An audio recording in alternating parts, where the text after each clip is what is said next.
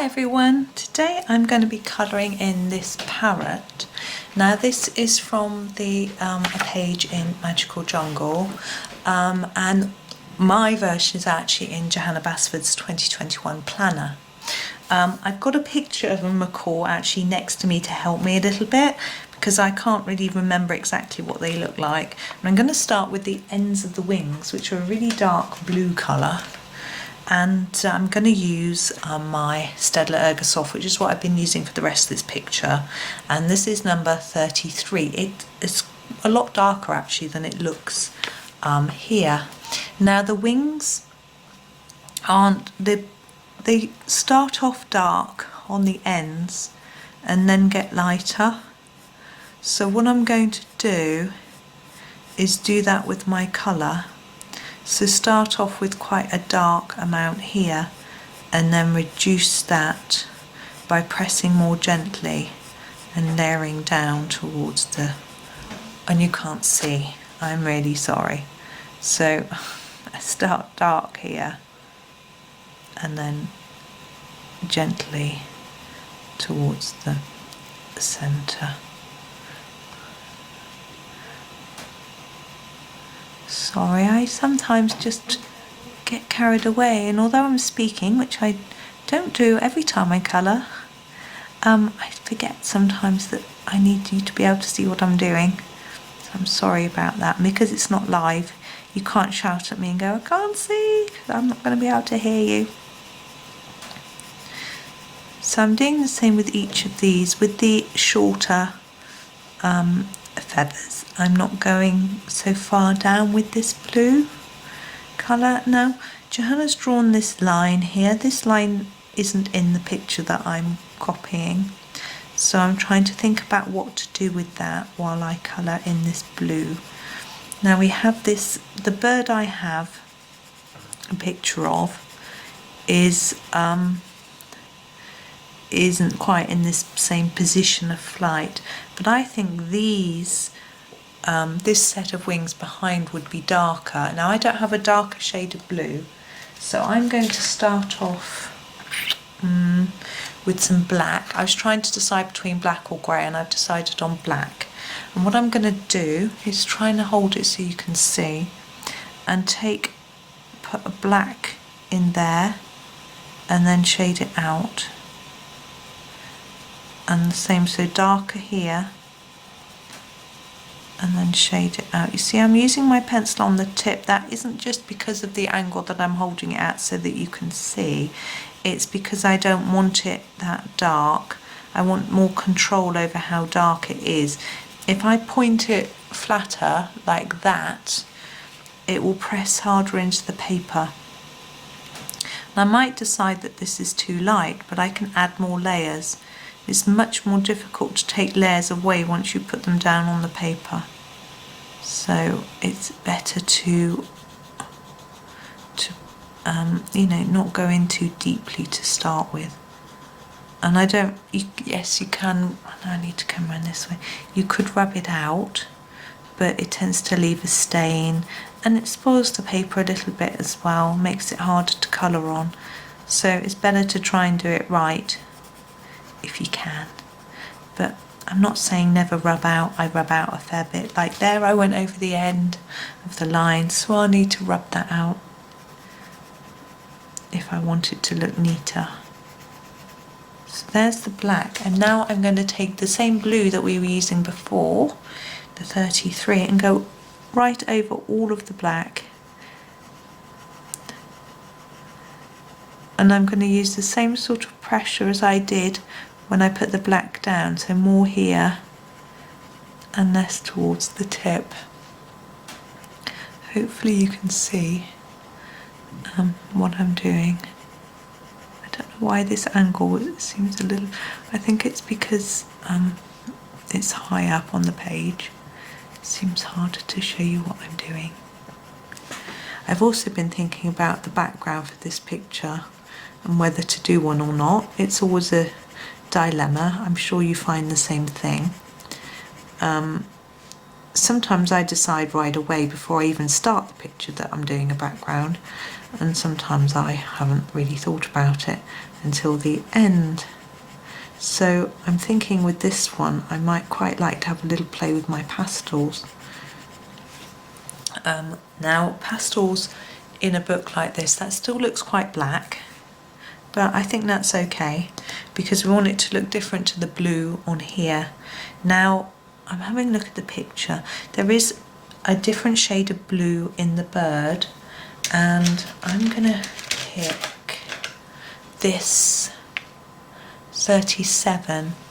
Now some of it is going along its back into the tail, but it doesn't go all the way along the tail. So I'm going to do it for that feather only, but I'm also going to do it here. So I'm doing the opposite to what I did with the other feathers. So doing a harder part near this edge. I'm just taking it to this line just because it seems like a sensible place, and then gently blending it into the darker blue, but not going all the way along. So I want them to look like they're two different blue colours, which they are. Now the bird has also got a very bright red and a yellow in it. Now the Ergosoft colours aren't quite that vibrant, but we'll do the best we can. Gosh, did you see how that scratched into the paper because I pushed it too hard by mistake when it slipped? Now I've been left with that little mark. That's why you need to be careful and try not to push the sharp ends in. Although that was just a little mark, it could make a big difference, particularly if it was bigger for some reason. There we go. Now I'm still trying to decide what to do with this. I think I'm going to do it in the yellow. Now there's a bright yellow. Well, actually it's not a lemony yellow though, it's a warm yellow. I think I'm going to use this number 11, slightly orangey yellow. I'm going to use it for this line and look at it and see whether it's the right colour. No. So I'm going to go with the number 1. I'm going to go over the top of this, and then I'm going to, I think I'm going to do this yellow all the way up to those feathers that have been drawn, these, because there's red as well in the wings, so I'm going to do that. Now we can't see the body in the picture that I've got, so I'm going to have a quick look at some others, and the body looks like it tends to be red, so we'll leave that. And are there any yellow in the tail? No. I think we're mainly working with red now. So I'm going to grab the number 29 is the most reddish red. Sounds odd. We've got an orangey red and a pinky red. Now for these feathers I'm going to do a bit of shading, so I'm going to make them pale towards the end of them. So I'm doing more layers here and then just tapering off towards the end. Now he doesn't have a crest on his head, so I'm going to have some fun with that. Now there is a dark blue tail feather which I'm going to do with the number 33 that we used for these. I'm going to do it under here. And while I've got the 33 out, I'm going to do these, just so it's a bit different to all the red which is coming. So here's the red,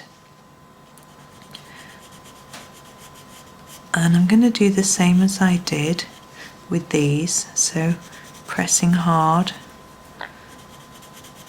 and then tapering off with the layers of colour.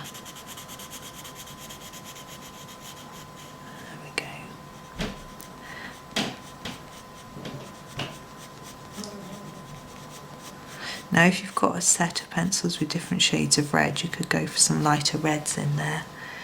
Now the body and head, now we have some white on the head. Because we've got this line here, I think I'm going to make all this the white part and make the body red. Now I'm doing a gentle layer because I'm thinking about where I'm going to shade this. I'm thinking it's going to be darker underneath on the tummy here because there's going to be more shadow. And I'm going to lighten that up, blend it into the lighter colour. And then there might be a bit of a dark bit here too. And blend that into. Okay, now we've got the beak. Now the beak is black and white. That's quite an interesting little face.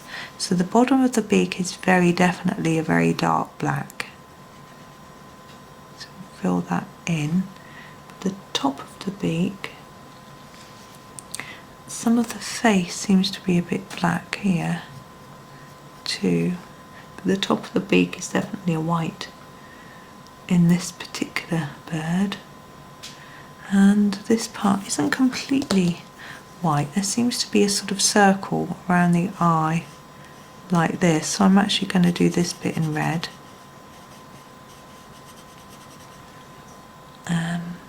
What about, and here a little bit. There we go. I'm just looking through some pictures quickly to get another idea.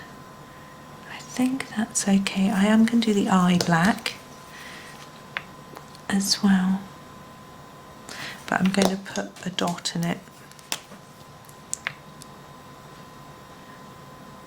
of white. This is my white jelly roll pen, just to put the white dot in.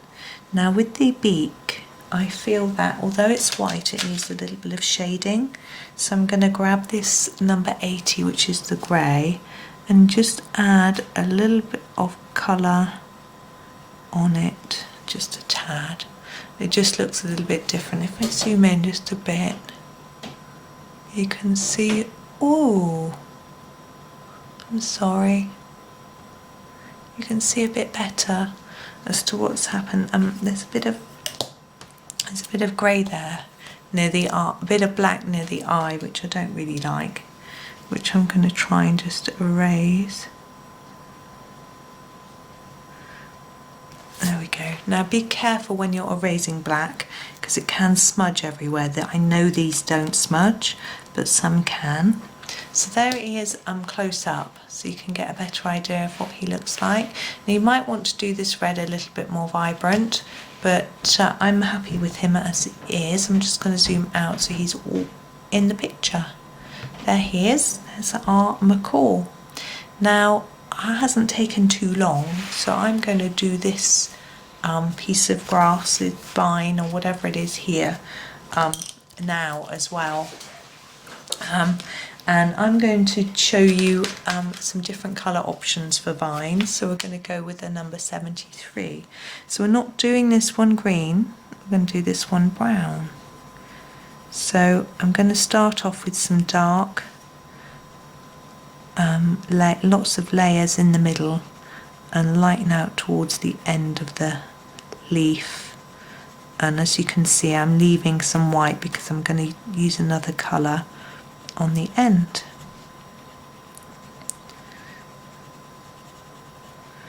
So we're just going to work all the way down the leaf in the same way.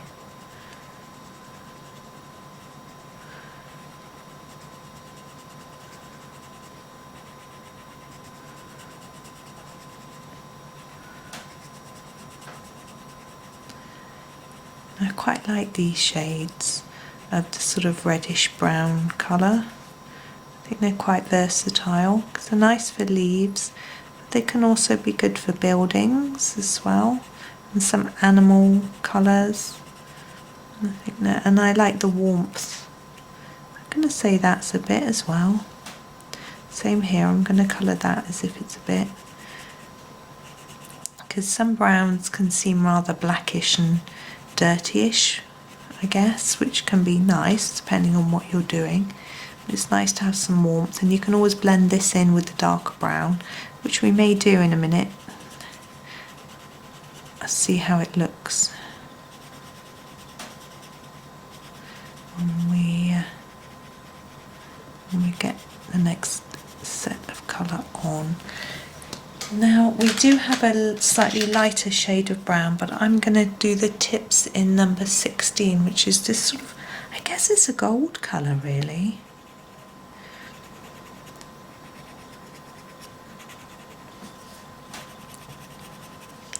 And I'm going to blend it right into the colour, the brownish colour.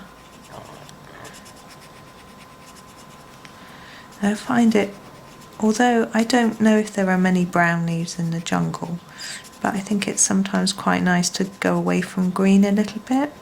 And although you could just go purple, red, pink, you know, anything, just completely unleaf-like colours, if you feel like you want to stick to something that maybe looks a little bit more natural, then going towards the browns can be quite a good idea. And it's quite autumnal, so you might not quite feel it works in the jungle, but I just wanted something a little bit different. And it could grow in the jungle, this colour. Who knows? I've never been to a jungle, so I don't know. So when we get to the end, I'm now going to have a look and think about whether I feel that the contrast between colours is big enough. And I don't think it really is. So I'm going to take a darker brown into the central parts. So they're number 76. And I'm just going to gently blend a little bit in on the ends of the leaves, sort of working down this centre bit really. You can just, you don't have to really treat each leaf as a separate item. Just blend a bit of this brown in, just to give it a bit more definition really and interest. There we go. Right, I am going to finish there now, but I'm going to think about whether I'll do a few more from this page or maybe just leave you to do the rest. I shall have a think. But thank you very much for watching. Here's our parrot, and I hope you enjoyed it, and happy colouring.